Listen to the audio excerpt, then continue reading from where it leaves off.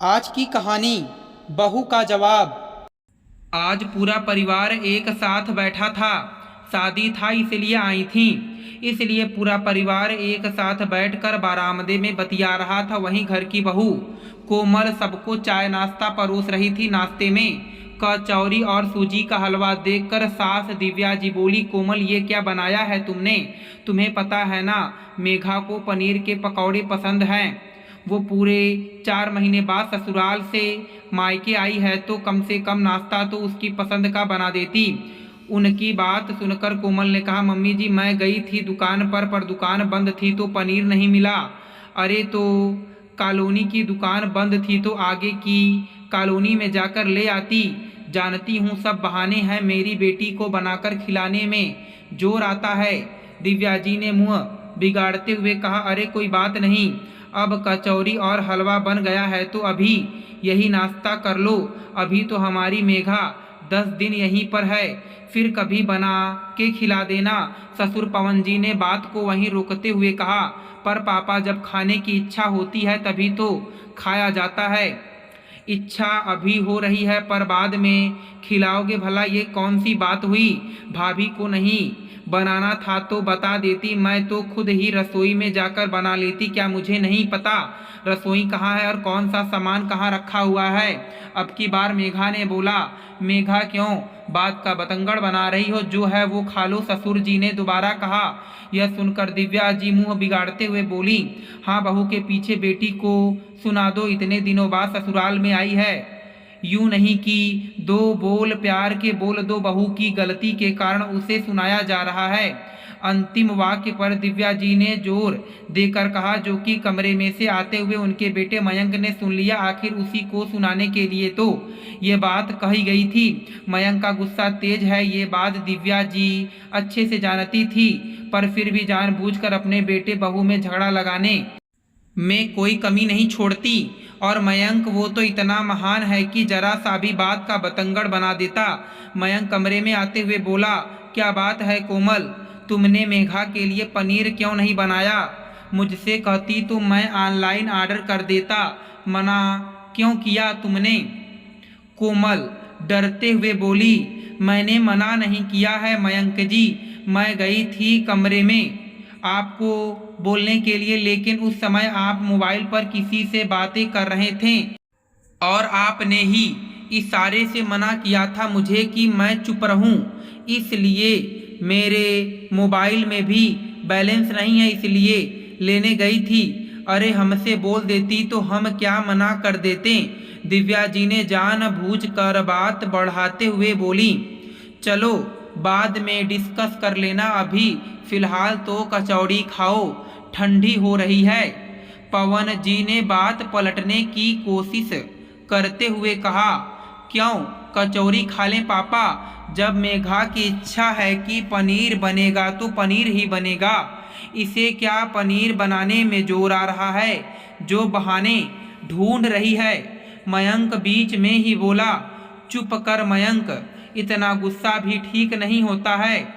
और आज मेघा को पनीर खाना है तो एक पनीर के लिए अपनी पत्नी को कितना सुनाने को तैयार हो गया। शादी से पहले मेघा मुझसे कई चीज़ों की डिमांड करती थी, तब तो कभी लाकर तूने उसे नहीं दिया, फिर आज क्यों? अभी मेघा 10 दिन यहाँ पर रहेगी, फिर बन जाएगा। फिलहाल चुप चाप नाश्ता करो। आखिर पवन जी ने अपनी आवाज़ को थोड़ा ऊंचा कर कहा तो मयंक चुप हो गया। मयंक कितने ही गुस्से में क्यों ना हो, अपने पापा से ज़्यादा नहीं बोल पाता था, पर उसने गुस्से में कोमल को घूर कर देखा। कोमल का दिल धक से वहीं रह गया। अब मयंक क्या करेगा ये सोचकर ही उसकी रूह कांपने लगी थी। खैर सब लोगों ने नाश्ता किया, उसके बाद तो सब अपने अपने काम में लग गए। मेघा अपने दोस्तों के साथ मूवी देखने निकल गई, वहीं दिव्या भी अपनी सहेलियों के साथ पंचायती करने पड़ोस वाले शर्मा जी के घर पर। पवन जी अपनी दुकान पर रवाना हो गए, पर संडे होने के कारण मयंक तो घर पर ही था, उसके तो ऑफिस की छुट्टी थी। इधर कोमल रसोई में काम कर रही थी कि मयंक ने उसे आवाज़ दी, कोमल इधर कमरे में आओ, मुझे तुमसे कुछ जरूरी बात करनी है। हे भगवान, क्या बात करनी है? सोचते सोचते कोमल कमरे की तरफ गई। उसके पैर नहीं ठह रहे थे, पर अगर वो थोड़ा भी लेट करती तो मयंक रसोई में आकर ही शुरू हो जाता, इसलिए जैसे तैसे हिम्मत कर वो कमरे में गई। देखा तो मयंक गुस्से में था। जी मयंक जी, आपने बुलाया? मयंक जी की बच्ची मेरे पापा से सबके सामने मुझे डांट पड़वाकर बड़ी खुश हो रही है। यही इज्जत है तेरी नज़रों में? मेरी बेइज्जती कराकर तुझे बड़ा मज़ा आता है? नहीं नहीं मयंक जी, मैंने तो कुछ नहीं कहा था पापा जी को। वो इसके आगे तो उनके मुंह से एक शब्द भी नहीं निकला। मयंक ने उससे पहले ही इतनी जोरदार झन्नाटेदार थप्पड़ उसके गाल पर चिढ़ कर दे मारा। इतनी तेजी से वो थप्पड़ उसके गाल पर पड़ा था कि एक पल के लिए सारी दुनिया ही घूम गई। चक्कर खाकर वो वहीं पर गिर गई। गिरने के कारण उसके सिर पर चोट लग गई और सूजन भी आ गई। आइंदा इज्जत से रहना, मेरे सामने ऊंची आवाज में भी मत बोलना, और ना ही मेरे माता पिता के सामने कुछ बोलोगी। बड़ी आई मुझे दो बातें सुनाने वाली। मयंक उसे निरंतर सुनाए जा रहा था, जबकि कोमल को इस बात का होश भी नहीं था कि मयंक क्या बोल गया। जब तक वो होश में आती और अपने आप को समेट पाती, तब तक तो मयंक कमरे के बाहर भी निकल गया। उसने सोचा कि माँ को फ़ोन लगा दूं, पर फिर ये सोचकर चुप रह गई कि माँ तो क्या ही कर लेगी, वो तो खुद ही मामा मामी के भरोसे है, पापा है नहीं। जब वो बहुत छोटी थी तभी उनका देहांत हो गया था। ससुराल वालों ने माँ को रखा नहीं, तो नाना जी उन्हें अपने साथ ले आए, और नाना जी के मरने के बाद मामा मामी ने ही सारी जिम्मेदारी निभाई। अपने ही दम पर उन्होंने कोमल की शादी करवाई थी। हालांकि सब कुछ देखभाल वही कर रहे थे, पर अब किस्मत में ही कमी लिखी हो तो क्या कर सकते हैं। अब वापस जाकर के मामा मामी को परेशान करना सही बात भी नहीं है। हालांकि मामा मामी ने अपनी तरफ से कभी कोई कमी नहीं छोड़ी, अपनी बेटी की तरह ही उसे रखा। पर अब तो शादी हो चुकी है, क्या अब भी वो उसी हक से वहाँ जा सकती है? यही सोच कर चुप रह गई और रोने लगी। रोते रोते उसकी आंखें सूज गईं। अब जब ससुराल वाली अच्छे से जानते हो कि बहू के मायके की तरफ से कोई बोलने वाला नहीं है, तो वो भी बेलगाम हो जाते हैं। बहुत कम किस्मत वाली होती हैं जिन्हें ससुराल अच्छा मिलता है। इसलिए अपनी किस्मत पर रोती हुई कोमल कुछ न कर सकी। दोपहर के खाने के बाद सब लोग घर में आ गए। उस समय कोमल कमरे से निकल कर रसोई में आई तो उसके सिर पर चोट के निशान थे। चेहरे पर लग रहा था कि वो खूब रोई है। ये देखकर मेघा ने दिव्या जी की तरफ इशारा किया, पर दिव्या जी ने भी उसे चुप रहने का ही इशारा किया। उन्होंने कोमल से एक शब्द नहीं पूछा, क्योंकि पवन जी भी वहीं बैठे हुए थे। दोनों उसके पीछे पीछे रसोई में आ गईं। वहां जाकर मेघा ने कोमल से पूछा, भाभी आपके सिर पर चोट के निशान कैसे? क्या हुआ? चलते फिरते गिर गई क्या? पर उसकी बात सुनकर कोमल का रोना छूट गया। अपनी सिसकियों के साथ वो बोली, वो तुम्हारे भैया ने मुझे बस कर बहू अपनी और अपने पति की बातें अपने बेडरूम तक ही रख, यहाँ बोलने की ज़रूरत नहीं है, और अपने रोने की आवाज़ को कम रख, बाहर तेरे ससुर जी को सुनाई देगा तो अच्छा नहीं लगता। खाना हम परोस देंगे, तू रोटियां सेक, दोपहर के खाने का वक्त हो गया है। दिव्या जी का जवाब सुनकर कोमल हक्की बक्की उनको देखते रह गई।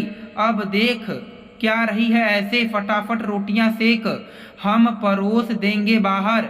एक तो खुद ऐसी हरकतें करती है, तुझे पता नहीं है क्या कि मयंक का स्वभाव कैसा है? फिर भी जानबूझकर उसे जवाब पर जवाब दिए जा रही थी। अब इस बात को यहीं ख़त्म कर, ये बात बाहर नहीं जानी चाहिए। घर की बहू हो तुम, घर की बातों को ढक कर रखो। फिर दिव्या जी मेघा से बोली, मेघा तू फटाफट पापा के लिए खाना लगा। अभी भी कोमल उन्हें हैरानी से देखती ही जा रही थी तो उसे साइड में हटाकर वो खुद ही रोटियां सेकने लगी और थाली में डालकर मेघा को दे बोली, जा तू फटाफट पापा को खाना दे आ।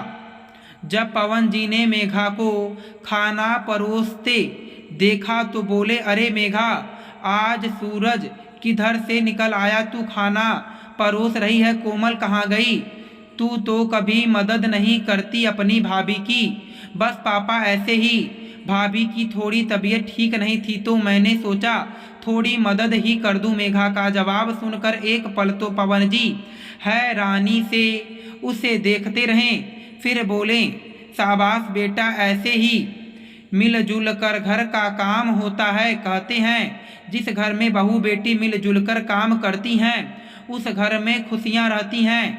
ला, आज तो इस खुशी में मैं एक रोटी और ज़्यादा खा लूँगा। मेघा एक फीकी सी मुस्कान लेकर रसोई में आ गई। तब दिव्या जी कोमल से बोली, अब खड़ी खड़ी देखती ही रहेगी या रोटी भी बनाएगी? चल फटाफट खाना बना, बहुत जोर से भूख लग रही है। मेघा, मैं तेरे पापा के साथ बैठकर खाना खा रही हूँ, तू खाना परोस, नहीं तो तेरे पापा खुशी खुशी में रसोई में आ जाएंगे और फिर इसके रोने चेहरे को देखकर बेवजह दो बातें हमें और सुनाएंगे। कहकर दिव्या जी बाहर आ गईं और मेघा खाना परोसने लगी। जब पवन जी ने खाना खा लिया तो तब तक मयंक भी घर पर आ गया। दिव्या जी ने मेघा को मयंक के साथ ही बिठा दिया और खुद खाना परोसने लगी, पर एक बार भी कोमल को पवन जी के सामने नहीं आने दिया। जब पवन जी चले गए तो कोमल को आवाज लगाकर बोली, अब महारानी खुद ही परोस दे खाना, बेवजह थका दिया अंदर बाहर करके। और फिर मयंक से बोली, इस तरह से मारता है क्या कोई? देख चेहरे पर निशान पड़ गया, किस तरह से तेरे पापा से छुपा के रखा है। हम जानते हैं अभी इसका उनके सामने आना होता और उनका चिल्लाना होता तुझ पर। थोड़ी अकल तू भी रखा कर, अपने गुस्से को थोड़ा ठंडा कर। आप गुस्सा ठंडा करने की बात कर रही हो? मेरा मन तो कर रहा था कि अच्छा खासा पीट दूं उसे, पर फिर चुप रह गया, यही बड़ी बात है। आप मुझे मत समझाओ। आखिर मयंक के सामने दिव्या जी भी चुप हो गईं। सब लोग खाना खाकर अपने अपने कमरे में चले गए, जबकि कोमल वहीं बाहर एक तरफ बैठ गई। तभी घर की डोर बेल बजी। कोमल दरवाजा खोलने के लिए दरवाजे की तरफ जाने लगी कि तब तक दिव्या जी बाहर निकल कर आईं। ये क्या पागलपन कर रही है तू? पहले अपने चेहरे को तो सही से कर ले, दुनिया को दिखाएगी क्या? जा अपने कमरे में। दिव्या जी की लताड़ सुनकर कोमल अपने कमरे में आ गई। दिव्या जी ने दरवाजा खोला तो सामने कोमल के मामा मामी खड़े थे। उन्हें देखकर एक पल के लिए तो उनका दिल जोरों से धड़कने लगा। भला कोमल को इनसे कैसे छुपाएं? अरे आप लोग आज अचानक? इतने में मयंक भी निकल कर बाहर आ गया। मम्मी कौन है? अचानक कोमल के मामा मामी को सामने देखकर वो वहीं ठिठक कर खड़ा रह गया। अरे समधन जी अंदर भी बुलाएंगी या बाहर से विदा करेंगे? अचानक मामा जी मजाक करते हुए बोले। उनकी बात सुनकर दिव्या जी झेप गईं। उन्हें घर में ले आई। तभी मयंक उन्हें नमस्ते कर कमरे में जाने लगा। मैं अभी कोमल को बुलाकर लाता हूँ, कहकर वो कमरे में गया और कोमल को धमकाते हुए बोला, अपनी जबान खोलने की ज़रूरत नहीं है, चुपचाप रहना और कुछ भी बहाना कर देना कि तुझे चोट कैसे लगी है। कह देना कि गिर गई थी इसलिए चोट लगी है, समझी तू? आखिर मामा मामी हैं, तुम्हारी माँ का बोझ उठा रहे हैं, वही बड़ी बात है। आखिर कोमल अपने कपड़े वगैरह सही करके बाहर आई तो उसके चेहरे की चोट देखकर मामा मामी दोनों खड़े हो गए। कोमल, ये क्या हो गया तुझे?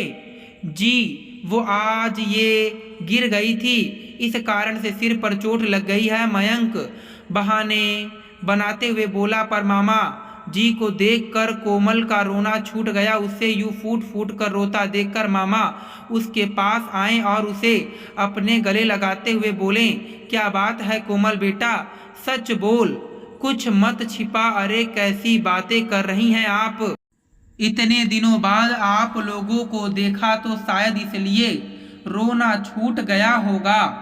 दिव्या जी बात संभालते हुए बोली, ना ना समधन जी, ये बात तो नहीं है, हमारी कोमल इतनी भी कमजोर नहीं है। अचानक मामी जी बोली, अरे तो मामी जी आप कोमल से ही पूछ लीजिए। मयंक बीच में ही बोला, नहीं मामी जी, मुझे मेरे पति ने मारा है। अचानक कोमल ने बोला तो सभी लोग सकते में आ गए। ऐसे कैसे आपने हाथ उठा दिया हमारी बच्ची पर? मामा जी दिव्या जी से बोले, अरे ये तो उनके बेडरूम की बात है, पति पत्नी के बीच की बातें हैं। मेरे हिसाब से इन लोगों को आपस में ही हल कर लेना चाहिए, इसमें भला हम लोग क्या बोलेंगे। दिव्या जी उन्हें समझाते हुए बोली, समधन जी यही बात जब आप की मेघा पर हो तब क्या बोलिएगा। हम हमारी बेटी के लिए ये सब सुनने के लिए यहाँ नहीं आए हैं। जब बड़े लोग ही अपना पल्ला झाड़ लेंगे तो भला ऐसे घर में हम अपनी बेटी को रख कर क्या करेंगे। माफ़ करना समधन जी, हमारी बेटी हमको भारी नहीं हुई है, ले जाएंगे हम इसे यहाँ से। बेटी की शादी मार खाने के लिए नहीं की है हमने। लेकिन मेरी बात को सुनिए, दिव्या जी ने कहना चाहा पर मामा मामी ने एक न सुनी और वो कोमल को वहाँ से ले गए। जब पवन जी को इस बात का पता चला तो वो भी बहुत गुस्से से हो गए। जब दिव्या जी ने और मयंक ने कोमल को वापस लाने के लिए कहा तो पवन जी ने खुद ही इससे इनकार कर दिया। कुछ दिनों बाद कोमल ने मयंक से तलाक ले लिया और आज वो अपने पैरों पर खड़े होने के लिए आगे की पढ़ाई जारी कर चुकी है। लेकिन इन सब के बाद मयंक की इतनी बदनामी तो हो गई कि दूसरी शादी के लिए कोई भी उसे अपनी लड़की देने को तैयार नहीं हुआ। दोस्तों मैं उम्मीद करता हूँ कि आपको यह कथा पसंद आई होगी। फिर मिलेंगे आपसे अगली कथा में। आप सभी का धन्यवाद।